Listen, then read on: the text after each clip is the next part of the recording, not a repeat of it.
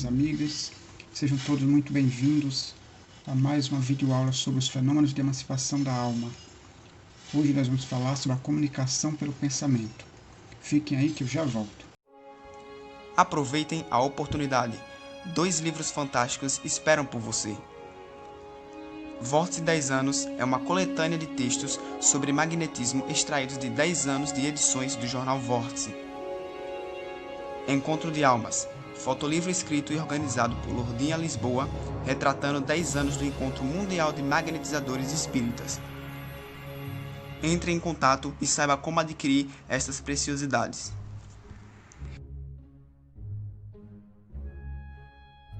Hoje nós vamos começar pela questão 420 do Livro dos Espíritos, na qual Kardec faz a seguinte pergunta aos espíritos: podem os espíritos comunicar-se estando completamente despertos dos corpos? E eles lhe responderam: o espírito não se acha encerrado no corpo como numa caixa. Irradia por todos os lados. Segue-se que pode comunicar-se com espíritos mesmo em estado de vigília, se bem que mais dificilmente. Bom, gente, todos nós somos espíritos, sejamos encarnados ou desencarnados.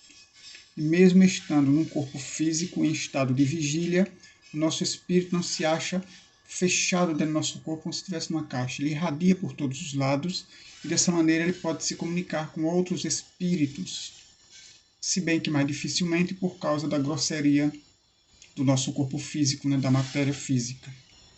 A comunicação pelo pensamento é cientificamente chamada de telepatia.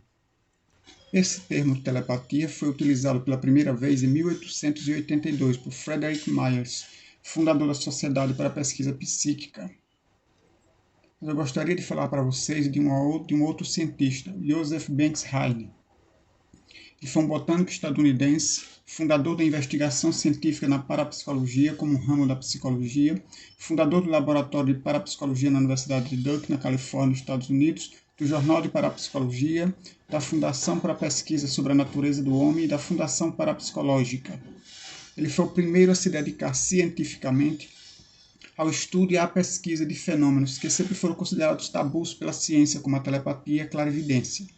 Ele utilizou o método estatístico, usando como recurso as cartas Zener, ou cartas de Zener, que é constituído de um baralho com 25 cartas, sendo cada figura em bloco de 5, como mostra a imagem aí. Heine escreveu vários livros, dentre eles Novas Fronteiras da Mente, O Alcance do Espírito, O Novo Mundo do Espírito. Nestes 2 últimos, ele aborda com muita sensibilidade a influência dos conhecimentos dos fenômenos extrasensoriais na religião, na saúde e na conduta do ser humano. Na questão 421, após a resposta dos espíritos, Allan Kardec escreveu o seguinte comentário: há entre os espíritos que se encontram uma comunicação de pensamento que dá causa a que 2 pessoas se vejam e compreendam sem precisarem dos sinais ostensivos da linguagem. Poder-se-ia dizer que falam entre si a linguagem dos espíritos. O pensamento é a linguagem do espírito. O verbo é a linguagem do homem. Então, os espíritos se comunicam através do pensamento. Mesmo estando encarnados, nós podemos nos comunicar espírito a espírito. Seja com espíritos desencarnados, seja com espíritos encarnados, nós podemos conversar, nos comunicar e nos compreender sem precisarmos usar a palavra. Mas o que é que a comunicação pelo pensamento tem a ver com a emancipação da alma? Para entender isso, vamos ler uma pequena citação do capítulo 14 do livro A Gênese, de Allan Kardec. O perispírito é o traço de união entre a vida corpórea e a vida espiritual. É por seu intermédio que o espírito encarnado se acha em relação contínua com os desencarnados. É, em suma, por seu intermédio que se operam no homem fenômenos especiais, cuja causa fundamental não se encontra na matéria tangível e que, por essa razão, parecem sobrenaturais. Ou seja, o perispírito, sendo a ligação entre a vida corpórea e a vida espiritual, ele é o autor e a causa de por seu intermédio, melhor dizendo, que se realizam diversos tipos de fenômenos que estão para além da nossa matéria física e que por isso mesmo nos parecem sobrenaturais. Os chamados fenômenos psíquicos ou espirituais têm a sua vez devido à existência desse elemento que é o perispírito. Continuando com Kardec, ele diz: o perispírito é o órgão sensitivo do espírito, por meio do qual este percebe coisas espirituais que escapam aos sentidos corpóreos. Pelos órgãos do corpo, a visão, a audição e as diversas sensações são localizadas e limitadas à percepção das coisas materiais. Pelo sentido espiritual ou psíquico, elas se generalizam. O espírito ouve, vê e sente por todo o seu ser tudo que se encontra na esfera de irradiação do seu fluido perispirítico. Ou seja, aqui, enquanto na matéria física, nós precisamos de olhos para ver, de ouvidos para ouvir. Precisamos dos nossos sentidos físicos para a percepção das coisas exteriores. Para o espírito, seu órgão sensitivo é o perispírito. O espírito percebe, vê e ouve as coisas exteriores através do seu perispírito como um todo, e não através de órgãos específicos e localizados. As sensações que o espírito sente, as percepções que ele tem das pessoas e das coisas, ele os tem através do seu perispírito, do seu órgão sensitivo perispiritual. O que isso tem a ver com a comunicação pelo pensamento? Bom, até onde os fluidos perispirituais se estendem e irradiam, é até onde o espírito tem as suas percepções e sensações. Quando dois espíritos se encontram e seus perispíritos irradiando se tocam e se conectam, aí há a troca de ideias, de pensamentos e de percepções. Então, um percebe e compreende o outro, sem a necessidade de uso da palavra, mas simplesmente através da captação do pensamento feita via perispírito. Os fenômenos de emancipação da alma, para que ocorram, nem sempre necessitam de um desprendimento ou desdobramento do espírito. Muitas vezes basta essa irradiação dos fluidos perispirituais e dessa maneira, então, ele entra em contato com os seres ou com as coisas espirituais, tendo aí as suas percepções e sensações. Segundo algumas pesquisas científicas, há pessoas, ao que tudo indica, com melhor aptidão para ser o emissor do pensamento, enquanto outras são melhores receptores do pensamento. O desenvolvimento desta, como de qualquer outra modalidade de emancipação da alma, se dá através do exercício, mas depende tanto de uma predisposição orgânica quanto espiritual e está limitada pela grosseria da matéria física.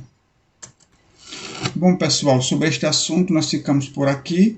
Na próxima videoaula abordaremos mais um fenômeno de emancipação da alma, mas, como prometi na videoaula passada, eu vou apresentar para vocês alguns livros que eu considero muito interessantes para quem queira aprofundar mais, conhecer mais sobre os fenômenos de emancipação da alma. O primeiro dele é A Vidente de Prevost, de Justinus Kerner. Este livro relata a vida de Frederica Ralph, que nasceu em 1801 nas montanhas de Prevost, daí o título, A Vidente de Prevost, na Alemanha. Desde criança ela começou a demonstrar um sonambulismo natural, numa época em que o magnetismo era apenas uma ciência nascente. A senhora Ralph oferecia uma fenomenologia bastante rica e variada, o que muitas vezes lhe custou a saúde e lhe rendeu muitas críticas por parte dos incrédulos. O segundo livro é Edgar Cayce, O Homem do Mistério, de Thomas Silville. Este livro é a biografia oficial do Edgar Cayce, que foi considerado o maior sensitivo americano do século XX. Ele era sonâmbulo e ajudou a muita gente recomendando tratamentos e remédios que salvaram muitas vidas. Vale a pena conhecer este livro porque é a história de um grande homem que possuía essa capacidade de emancipação da alma através do sonambulismo. Eu sou Camille Desmoulins. Esse livro foi escrito por Hermínio Corrêa Miranda e Luciano dos Anjos. Camille Desmoulins foi um dos principais personagens da Revolução Francesa. Durante uma experiência realizada por Hermínio, Luciano dos Anjos entrou em estado sonambúlico, relembrando da sua antiga personalidade como Desmoulins, esclarecendo certos detalhes, inclusive da Revolução, que modificou o panorama mundial e influenciou diversas revoluções no mundo. Este livro é bastante interessante porque ele, além da descrição do que ocorreu na fenomenologia, há também os detalhes, procurando demonstrar a validade da informação. O próximo é Life After Life, ou Vida Depois da Vida, do Dr. Raymond Moody Jr. O Dr. Raymond foi o primeiro estudioso a se interessar cientificamente pelas EQMs, ou experiências de quase morte. Essas experiências ocorrem em indivíduos em situações específicas como traumas, cirurgias ou estado de coma.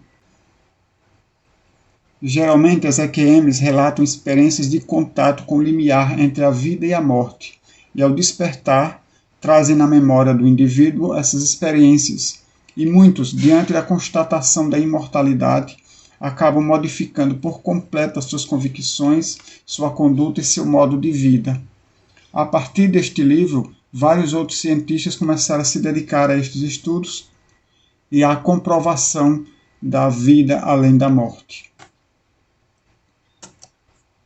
E por último, Sinfonia da Alma, é um romance mediúnico psicografado pela médium Ana Cristina Vargas, inspirado pelo espírito Laila. Este livro conta a história de Denise, uma jovem melancólica que sonha em dedicar-se à música. Ela tem constantes crises de sonambulismo noturno, onde assume a personalidade de Georgette, que vive um caso de amor com Anton. Indo estudar música em Paris, as crises se intensificam e geram conflitos íntimos, que vão ser solucionados por um amigo que conhecia a fenomenologia e sabia como ajudar a jovem. Acredito que este seja o primeiro e único romance espírita que tem como foco central o sonambulismo. Então vale a pena conhecer e enriquecer a sua biblioteca espírita. Ficamos por aqui, até a próxima videoaula. Se gostou do vídeo, clique em gostei, se inscreva no nosso canal e deixe seus comentários. Gostaria muito de ler as suas experiências com a telepatia, com a comunicação pelo pensamento. Suas experiências com fenômenos de emancipação da alma que poderão enriquecer o conhecimento de todos nós.